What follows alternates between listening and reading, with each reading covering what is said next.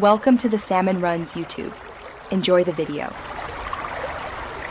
You start by securing everything you need: backup mail, contacts, and calendars so nothing is lost.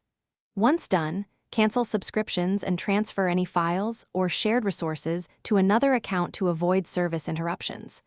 Make sure two-factor authentication codes and recovery info are accessible because you will need to verify identity.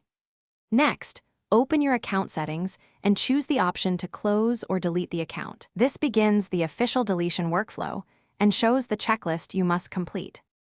Once you initiate closure, follow the presented checklist step by step.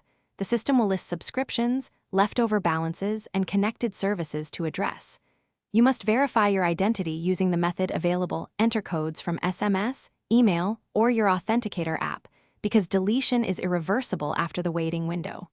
Make sure to read each consequence, for example, losing OneDrive files or subscriptions.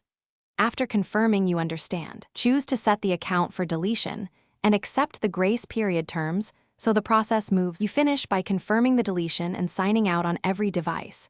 Remove the account profile from mail apps and linked services to prevent access. Then, note the grace period, often 30 to 60 days, during which you can recover the account if needed, so make sure nothing vital was missed. If something prevents deletion, like an active subscription or a stuck two-factor method, resolve that hold or contact support. Addressing those blocks promptly clears the way to complete the closure without losing data unexpectedly. Thanks for watching. Consider subscribing if we helped you.